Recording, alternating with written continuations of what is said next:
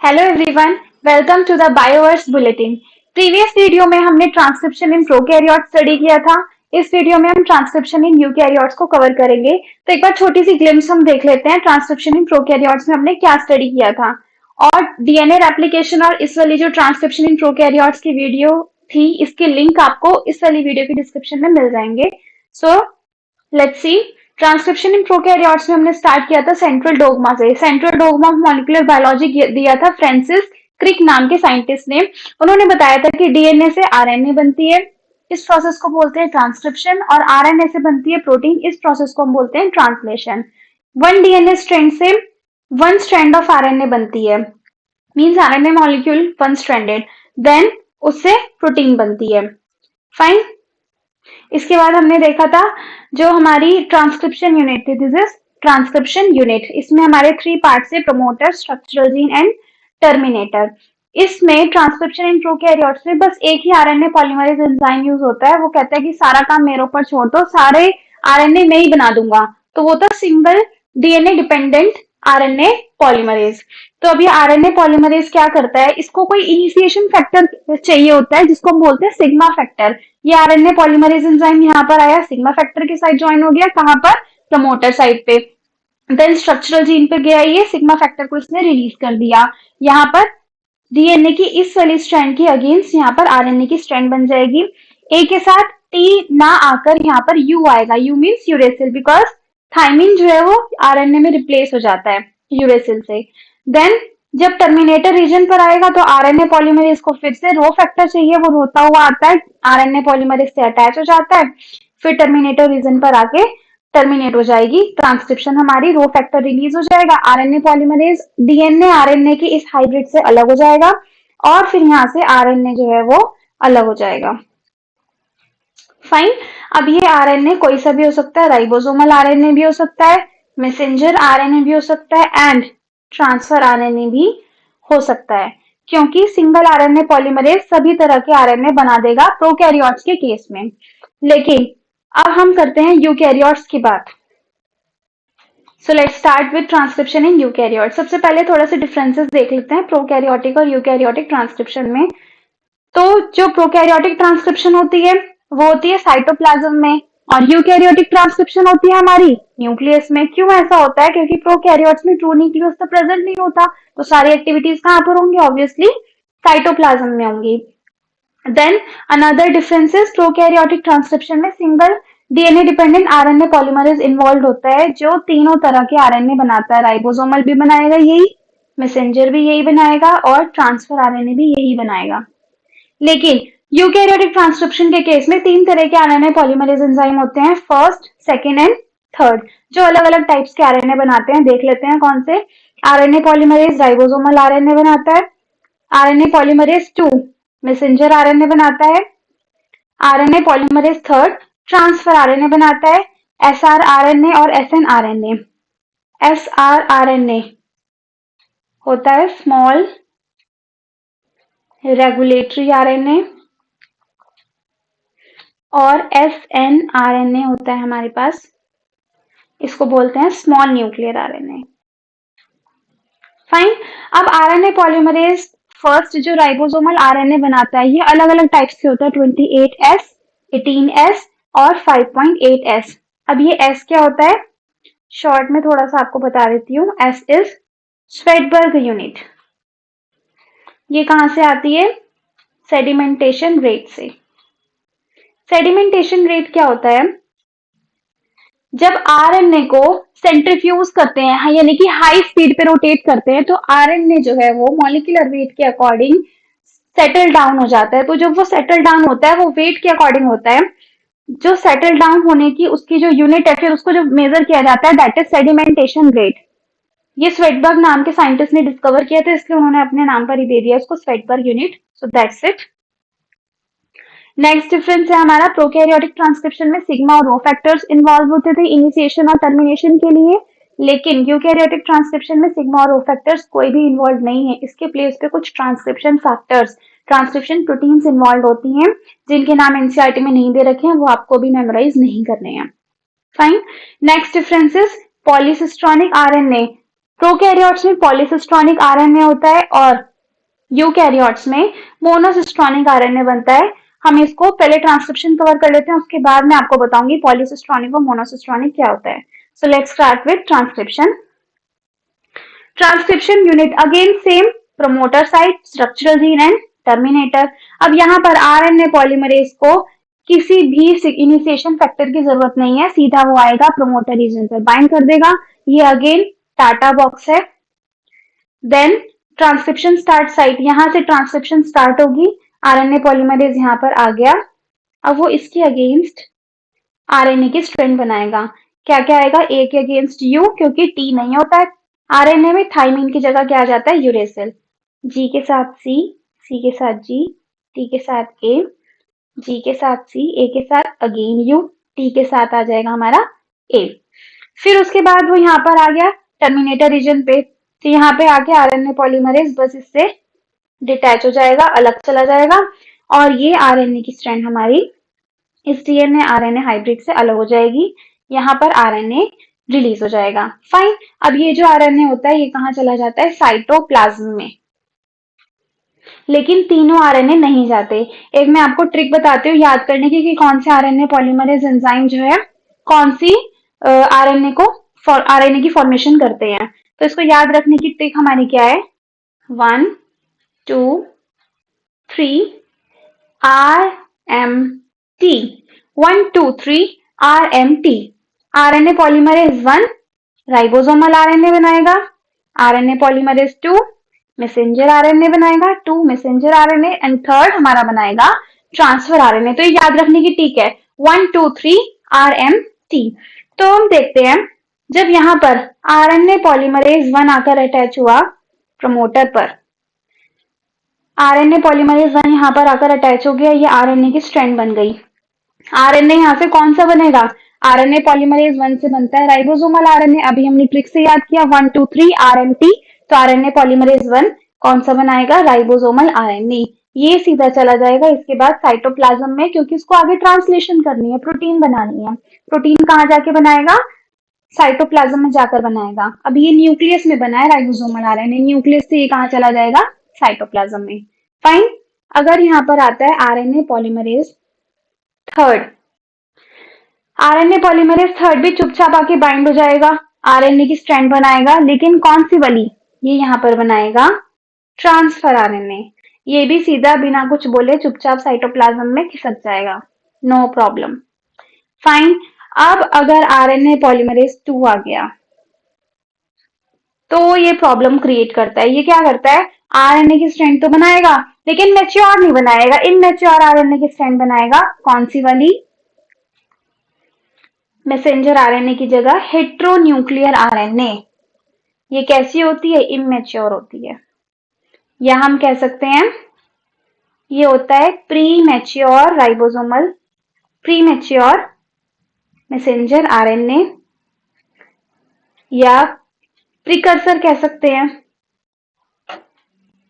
Precursor mRNA, और pre mRNA कह सकते हैं। फाइन। HN की फुल फॉर्म है हमारी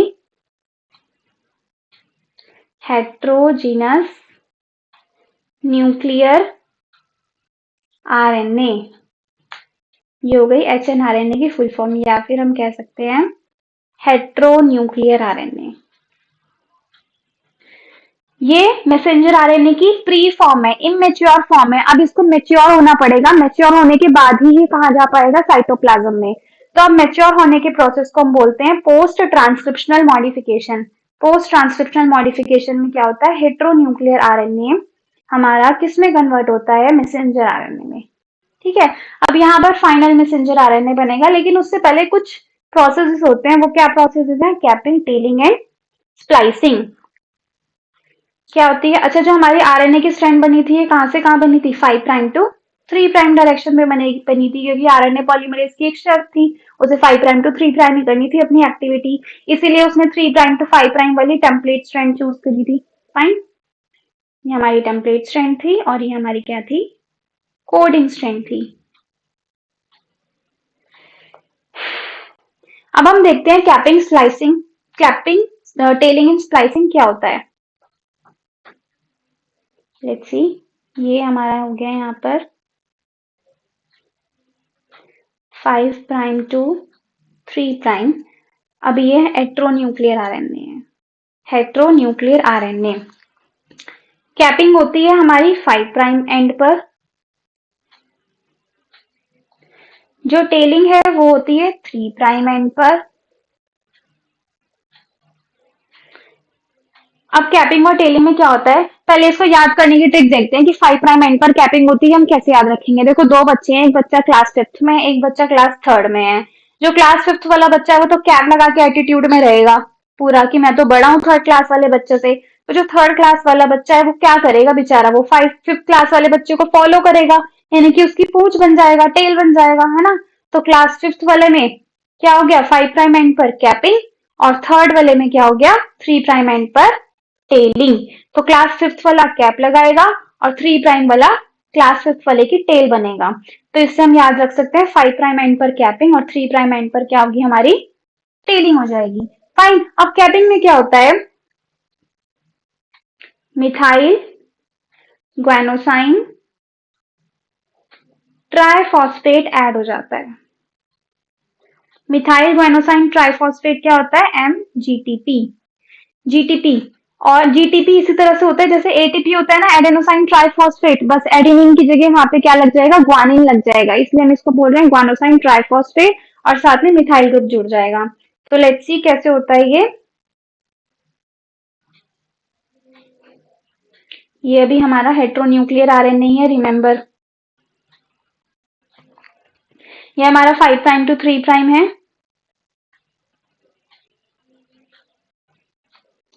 कैसे होती है यहाँ पे कैपिंग, ट्राइफॉस्फेट, यानी कि 3 तो फॉस्फेट लग जाएंगे यहाँ पे, इसके साथ लग जाएगा ग्वानोसिन, और इसके साथ लग जाएगा एक मिथाइल ग्रुप। ये सब काम हमारा हो रहा है 5 प्राइम एंड पर। 3 प्राइम एंड पर देखते हैं कैसे हो रहा है। 3 प्राइम एंड पर जो टेलिंग है, टेलिंग में क्या होता है, एडिनाइलेट रेजिड्यूज ऐड हो जाते हैं टेलिंग में। एडिनाइलेट रेजिड्यूज, एडिनाइलेट रेजिड्यूज 200 से 300 ऐड ऑन हो जाते हैं। क्या होते हैं वो, ए ऐड हो जाते हैं। कैसे, इस तरह से बहुत सारे ए हमारे यहाँ पर ऐड हो जाते हैं, 200 से 300। इसको बोलते हैं पॉली ए टेल, और इस प्रोसेस को हम पॉली एडिनाइलेशन भी कह सकते हैं, क्योंकि बहुत सारे, पॉली मीन्स मैनी, बहुत सारे एडिनाइन यहाँ पर ऐड हो गए हैं। So this is poly adenylation. 5 prime and पर मिथाइल ग्वानोसाइन ट्राइफॉस्फेट ऐड हो गया, 3 प्राइम एंड पर पॉली एडिनाइलेशन हो गई, इसको बोलते हैं कैपिंग, इसको बोलते हैं टेलिंग। अब तीसरा आ जाता है हमारा प्रोसेस, स्प्लाइसिंग। अच्छा, ये 5 प्राइम और 3 प्राइम एंड पर क्यों ऐड हो जाते हैं, क्योंकि चांसेस रहते हैं कि न्यूक्लियस से साइटोप्लाज्म में शिफ्ट होते टाइम आरएनए के जो एंड्स होते हैं ये डिग्रेड हो सकते हैं, तो इनको डिग्रेडेशन से बचाने के लिए यहाँ पे कैपिंग और टेलिंग की जाती है। ठीक है। अब स्प्लाइसिंग में क्या होता है, अब जो हमारे पास ये हेट्रोन्यूक्लियर आरएनए की स्ट्रैंड थी, इसमें बहुत सारे, इसमें क्या होते हैं, अलग अलग रीजन्स होते हैं, एक्सॉन्स और इंट्रॉन्स। लेट्स सी, ये है हमारी 5 प्राइम टू 3 प्राइम, यहाँ पर कैपिंग हो चुकी है, टेलिंग हो चुकी है। अब यहाँ पर स्प्लाइसिंग में क्या होता है,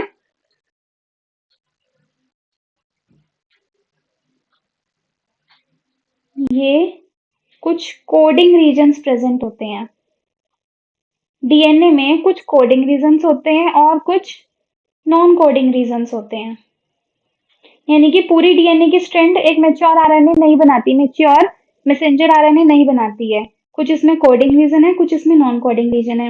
ये जो ब्लू से मैंने मार्क करे हैं, दीज आर एक्सॉन्स,